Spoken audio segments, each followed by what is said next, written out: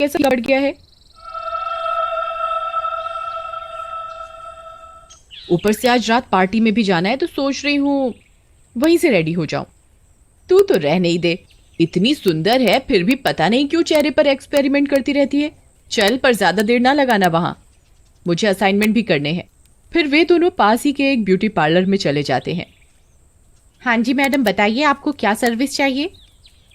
मुझे deep facial चाहिए जिससे मेरा चेहरा खिल उठे, फिर एक अच्छा सा मेकओवर डिनर पार्टी के लिए। मैडम आप सोफे पर वेट करो। अंजलि नेहा को लेकर ट्रीटमेंट रूम में ले जाती है। मैम आंखें बंद कर लीजिए। नेहा चेयर पर बैठती है रिलैक्स होकर। एकाएक अंजलि एक चुड़ैल में बदल जाती है।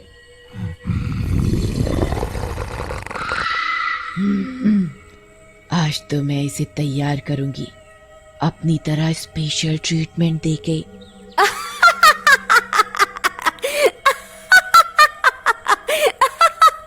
फिर चुड़ैल एक आटे के डिब्बे से एक कटोरी में आटा निकालती है और उसमें पानी मिलाकर क्रीम टेक्सचर का बना लेती है। फिर चुड़ैल वो ट्रीटमेंट नेहा के चेहरे पर करने लगती है।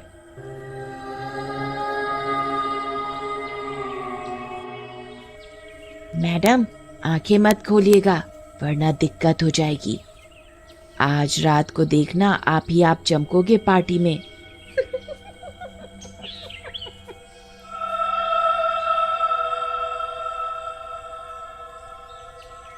नेहा अपनी आंखें बंद ही रखती है, पर अब उसे इस फेशियल में अजीब सा महसूस होने लगा। अरे ये कौन सी क्रीम यूज कर रही हो तुम, चेहरा खिंच सा रहा है। अरे ये विदेशी क्रीम है, कल ही मंगवाई है स्पेशल ऑर्डर पर। ये खास जगह पर जाने के लिए ही लगाती हूँ मैं। चुड़ैल उस आटे के घोल से नेहा का चेहरा रगड़ती है और फिर कपड़े से साफ कर देती है। मैडम फेशियल तो हो गया, वो भी एकदम स्पेशल वाला। अब इस पर मेकअप करना है, आप बस ऐसे ही आराम से आंखें बंद करके बैठे रहो। नेहा को लगता है कि अंजलि कितनी मेहनत से ट्रीटमेंट दे रही है। वो बिना कुछ सोचे समझे आराम से कुर्सी पर आंखें बंद करे बैठे रहती है। अरे मैं सुंदर तो लगूंगी ना रात को, सब लोग पार्टी में मेरी तरफ ही देखेंगे ना। देखो मुझे सबसे सुंदर लगना है, चाहे जो मर्जी मेकओवर करो पर रात को पार्टी में सबकी नजर मुझ पर ही होनी चाहिए। बिल्कुल मैडम, रात को सबके सब पार्टी में आप ही को देख रहे होंगे। उन्होंने आज से पहले आपके जैसा कोई देखा ही नहीं होगा। आप बस बैठे रहिए आराम से, जो करना है मुझे करने दीजिए। चुड़ैल नेहा को मेकअप करने लगती है।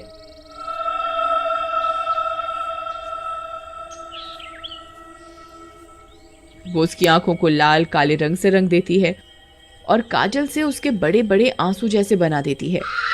ब्लैक लिपस्टिक लगा देती है उसे। चेहरे पर डरावना सा मेकअप करने के बाद चुड़ैल नेहा के बालों को फेविकोल डाल डाल कर लटें बनाने लगती है और उसके बालों को जटाओं जैसा बना देती है।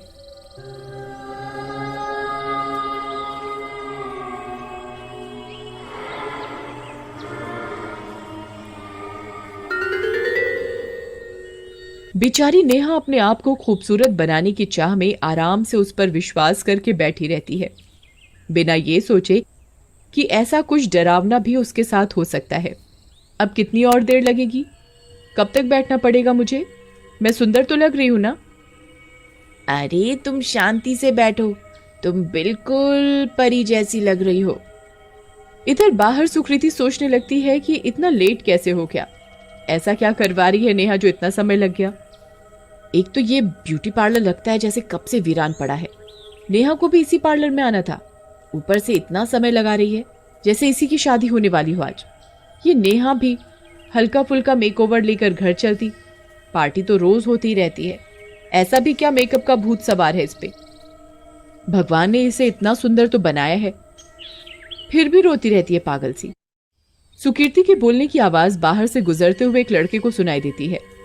अरे इस खटारे में कौन है अंदर? किसी की आवाज सी सुनाई दी मुझे, जरा देखूं तो कोई शराबी कबाड़ी तो नहीं पड़ा हुआ। लड़का इधर उधर देखते हुए पार्लर के अंदर घुसता है तो सुकीर्ति को देखकर एक पल के लिए डर जाता है। अरे तुम कौन हो और इस खटारी जगह पे क्या कर रही हो? मैं क्यों बताऊं कि मैं कौन हूँ? पहले तुम बताओ कि तुम कौन हो और ये यूनिसेक्स पार्लर नहीं है जहां मुंह उठाए अंदर आ गए। ये लड़कियों के लिए है सिर्फ, लड़के यहाँ नहीं आ सकते। ये सुनकर लड़का हंसने लगता है। यहाँ से आई हो तुम? भांग वांग तो नहीं पी रखी ना? अरे मैं तो बाहर से निकल रहा था, तुम्हारी आवाज सुनी तो अंदर आ गया। ये ब्यूटी पार्लर है नहीं, था एक जमाने में। ये तो कब से ऐसे ही खटारा पड़ा है। इंसान क्या परिंदे भी नहीं आते इस कबाड़ खाने में। और तुम यहां मेकओवर कराने आई हो?